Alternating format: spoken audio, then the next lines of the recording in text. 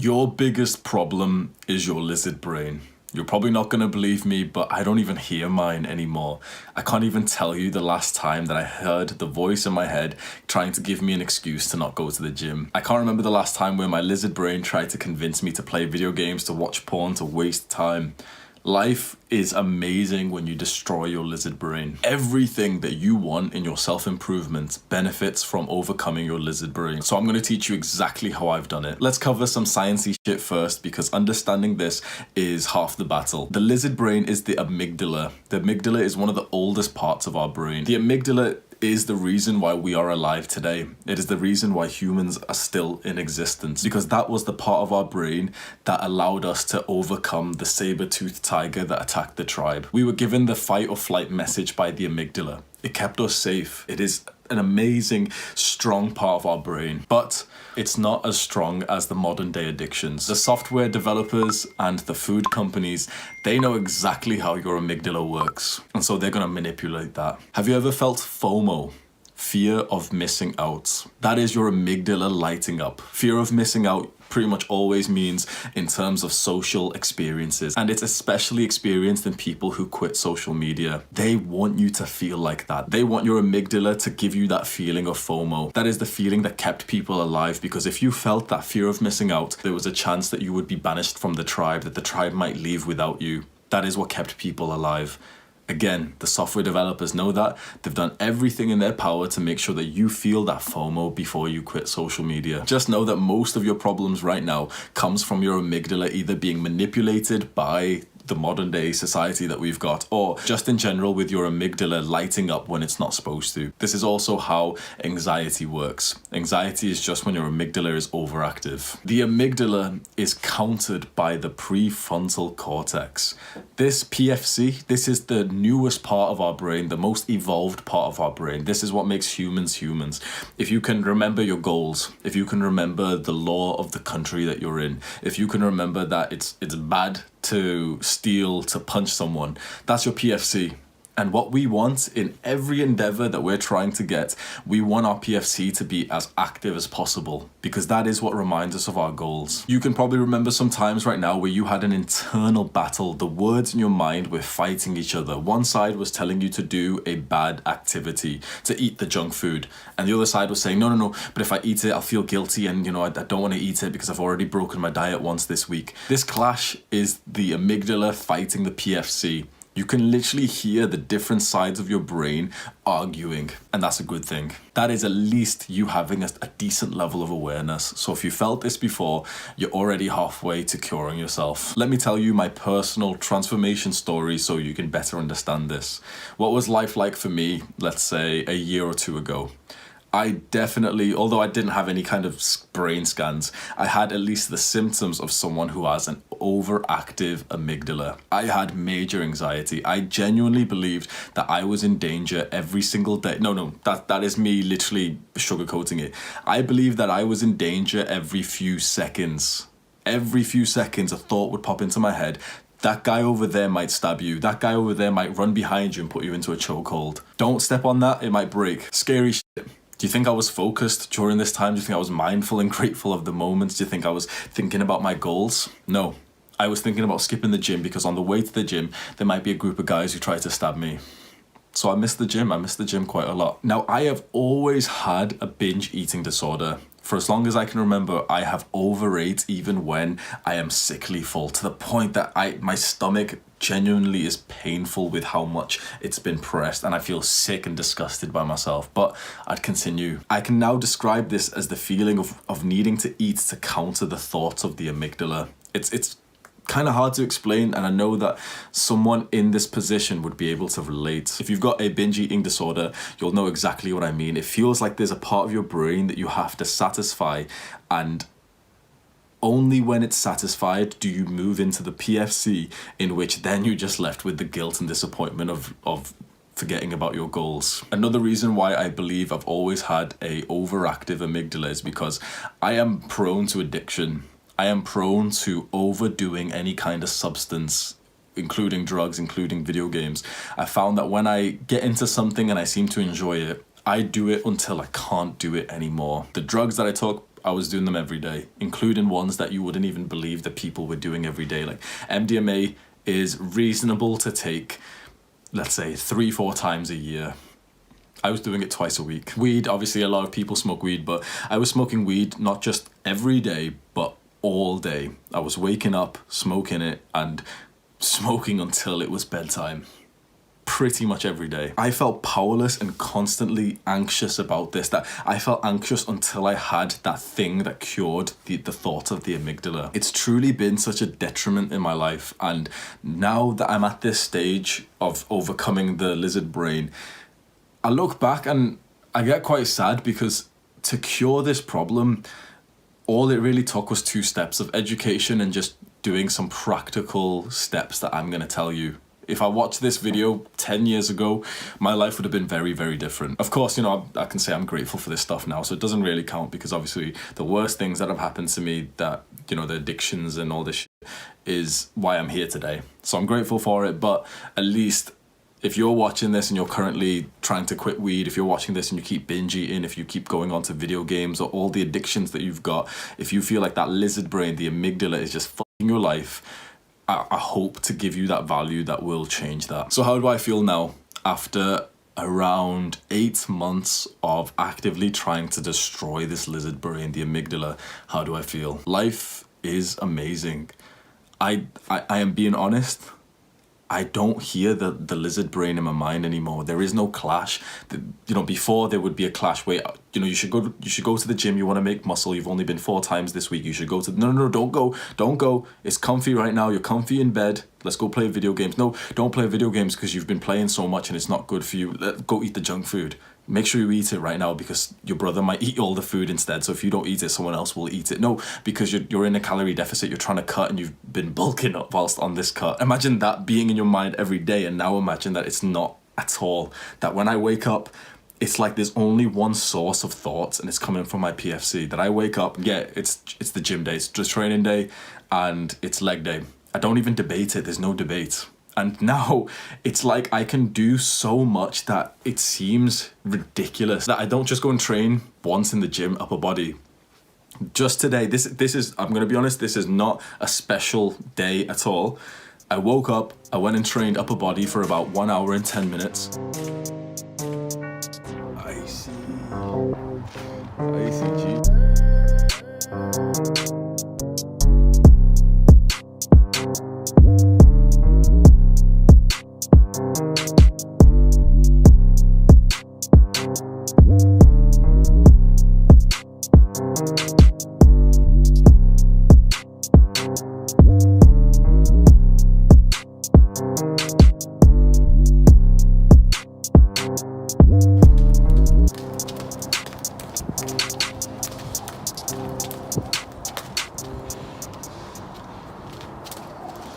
I then put on my gym rings. Let me show you. My gym rings bag, which has got quite a lot of stuff in. This bag weighs at least, let's say, 5 kilograms. That's probably even sugarcoating. It's probably a little bit heavier. 5 kilograms, and then I ran 4 kilometers with that to my gym ring spot, or 2 kilometers to my gym ring spot.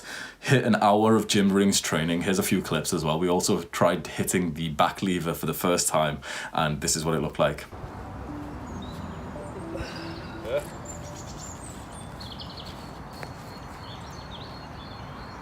That's it. Brace that core.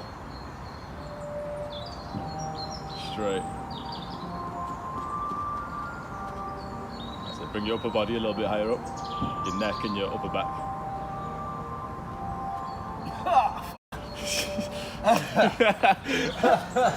Like the king, go down my body like Illuminati, and you know that I be drinking, seem like rain, cause the breath by the stink from like a mile away, but the bars I'm like candy, you go down the sink. Keep your 2 pennies, ain't talking about paper. You waited. I said, hold that.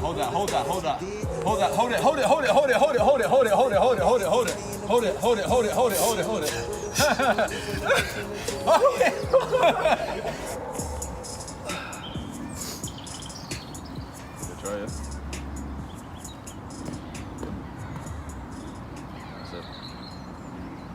There, nice.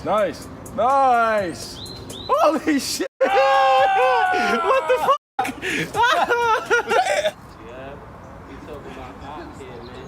Underachievers, man. You have? Right, yeah, go down, right? Then bring them back up. Squeeze, squeeze, squeeze, squeeze, squeeze, squeeze, squeeze, squeeze, squeeze, squeeze. Man, that is it, that is it, that is it. That is it. That's the line.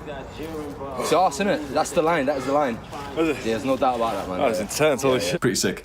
And then I ran another 2 kilometers back. This was first thing in the morning. So essentially I did 3 training sessions: the gym session, the weighted run, and the gym ring session. And I smiled through it. Genuinely, I smiled through it. It's like, it was obviously tough physically, but honestly, it was pleasant emotionally and psychologically. And this has never been the case before these last few months, where I've put all my intention into destroying this weak part of my brain. In a practical sense, that means that I don't think about eating the chocolate. There is literally 2 bags full of crisps and chocolate right there. I don't touch them. It's not even that, that I've got the willpower. It's like willpower isn't even needed. It's like, imagine willpower being that debate between the PFC and the amygdala and the PFC winning. There is no longer a debate. It is literally just the thoughts of the prefrontal cortex. And honestly, it's barely even the thoughts of the prefrontal cortex. It's like, it's not even in my mind thinking, no, don't eat it because you've got goals. It's like, it's nothing. It's just an entity in this world that means nothing to me. How sick is that? As someone, I want to be proud of myself here, as someone who has been a binge eater for all of his life, there is the stuff that I would binge eat right there, and it does nothing to me. Anxiety. This is probably the biggest part of this transformation. I genuinely had severe anxiety, and here is my mental health score when I took the NHS test. Now, I'm going to be honest, I don't completely believe that it would be exactly 0-0. It definitely is 0 for depression. I feel absolutely no depressive symptoms. But I'd say for anxiety, realistically, if, on this scale of 0 to 20, I think I'd be around 4 or 5. The reason why my score is so low for anxiety on this test is just because I haven't really been in the situations much where anxiety would flare up. My anxiety always used to flare up when I'd be outside, and especially on public transport. Now, it was active in the house as well, but either way, you can see it's been a terrific progress, whether or not, the scale is completely accurate or whatever, but a huge progress. My mind is so still that I don't feel like I'm in danger. How amazing is that? And personally, I haven't really seen anyone give you a specific guide on how to do this, or at least tell their story of, okay, this is the lizard brain, it is the cause of your problems, this is how to crush that lizard. And so there is 2 things I did. You're already going to know what they are: meditation, dopamine detox. Don't click away just because I said meditation. There's 2 types of people watching this. Some people have already tried to meditate because I've told them to, and they're like, oh yes, meditation is so good. Fair enough. And the other people watching this tried to meditate twice.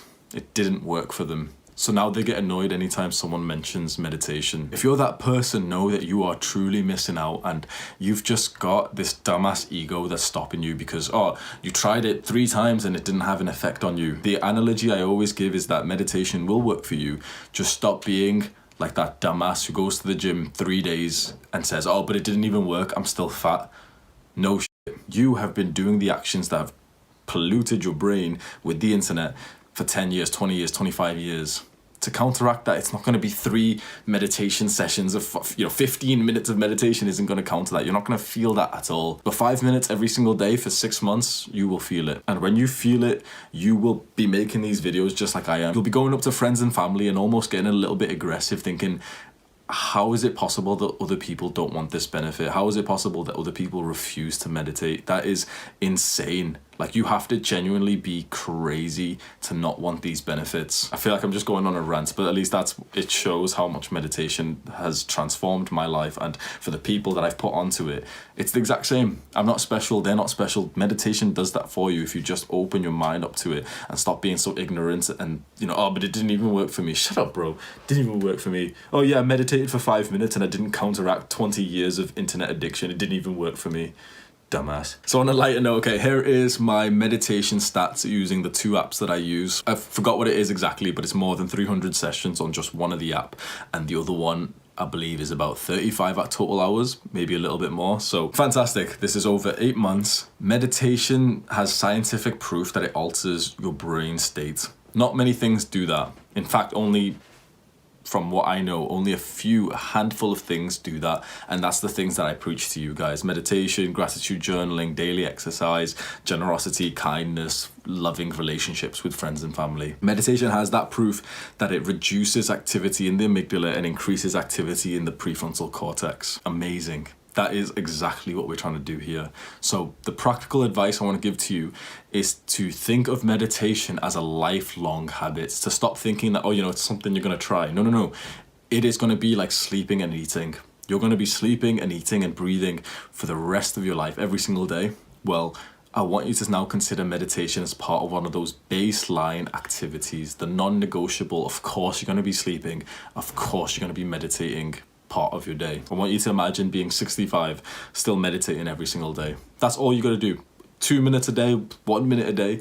Just focus on that. Stop trying to think, but I can't feel it. Yeah, it does nothing for me, bro. It does nothing. Shut up, bro. It does nothing for you. You've done it for like 2 weeks, or you've done it for like 3 sessions.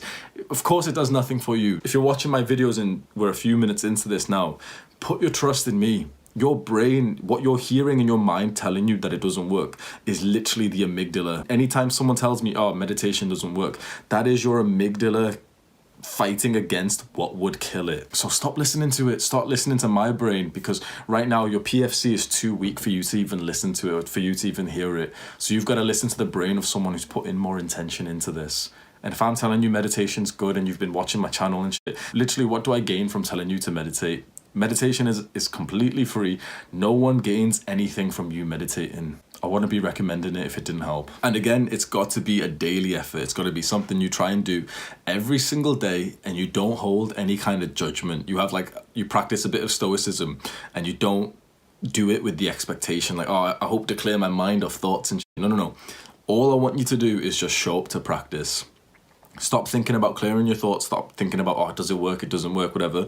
Just show up to the meditation practice each and every day. And there'll be a moment where it just hits your dumb ass and you're like, this is what it does. That's amazing. I wish everyone else would do this. I wish I started this earlier. That Hamza guy was right. I shouldn't have been a dumbass who said that meditation doesn't work. And finally, dopamine detox. I want you to think right now that all those easy dopamine, those instant gratification activities that we're trying to avoid, they are causing your amygdala to get louder. So severely reducing or even eliminating those behaviors would then at least stop their effect on your amygdala. And usually when you go onto something like the dopamine detox and you're spending most of your day on delayed gratification like exercise and journaling, automatically the habits that you then choose to level up are also the habits that level up your PFC. So I found a direct correlation between how much of the bad habits someone does and how loud their amygdala is. That's how it was for me. That's how it is for 100% of the people that I've ever met in my life. So I think that this is a fact. These average bad behaviors, Netflix, video games, porn, YouTube, junk food, drugs, it strengthens your amygdala and it weakens your PFC. Do the opposite of that. Cure yourself of these addictions and hop on the dopamine detox. Not the clickbait version, not the 24-hour on a Sunday, like that's gonna do anything. It's a lifestyle change. This is something you just follow each and every day, and we're not doing it for a challenge. We're not doing it to tell people like, hey guys, I'm on a dopamine detox. Like, shut up, bro. I'm on a dopamine what the fuck? You dumbass. I'm gonna do a dopamine detox tomorrow. No, a dopamine detox isn't something you do. It's not something you try. It's not something that is like a challenge that you tell people about and you're acting proud. No, it's just a lifestyle change that you no longer indulge in those easy dopamine activities, or at least severely reduce to the point that you only keep like the absolute most fun instant gratification activities. That is it. These two behaviors, meditation and dopamine detoxing, that is what has killed my lizard brain in the last 8 months. I urge you, if you want the benefits of someone with a reduced lizard brain, a reduced amygdala, to really consider this and start with education. Start with learning so much about meditation and dopamine detoxing. Learn about instant gratification. I've got like the whole playlist. Learn about mindfulness, the benefits of meditation. Just know that every time you learn something about these things, you're just more likely to do it because you're more motivated. You won't really see much educational stuff about the dopamine detox because it's mostly full of the big YouTubers who are just lying to you for clickbait. Like, I'll reset your mind in 24 hours. They say that stuff because it's far more marketable. Obviously saying you can reset your mind in 24 hours, just do this on a Sunday. It's far more marketable even though it's not valuable to people. So if you search for dopamine detoxing, personally, I never found anything of value. I had to go and experiment it by myself, and that's why I'm here today on this 8-month dopamine detox. I did a class on it, so if you want to learn directly from me, I did a 1-hour class where I explained the differences between the 24-hour version and the lifestyle change that I'm on. The lifestyle dopamine detox is, in my opinion, it's absolutely necessary for everyone who's on the self-improvement. I feel like your self-improvement is hindered, it's handicapped if you're still addicted to the instant gratifications. So I made a Skillshare class of how to do the detox just like I do. The Skillshare link is in the description. You can watch it for free using their free trial. So you should probably go and watch that if you want some education on this. So think of these two, meditation and dopamine detoxing. Think of them as the 20% of activities that get you 80% of the lizard brain killing results. There probably is some other things that would help, but these two, at least for me, has made a very, very drastic, life-changing difference in just a couple of months. You might think, but Hamza, a couple of months is a long... Shut up, bro. A couple of months is a long time. Bro, the time's going to pass anyway. It's January right now. Let's say that you could have a significant difference in your decision making, your amygdala versus PFC argument in your head. You could have a significant difference in that before June. The time is going to pass anyway. You can hop onto this right now. You can think right now, this is going to be an intention that I set myself, that I want to reduce my lizard brain. Or you can just forget about this video. And either way, when June comes around, that version of you, the older version of you, is going to look back at you in January and just either be proud or look back with some self-hatred. It's your choice, and I look back at my younger self with pride and gratitude.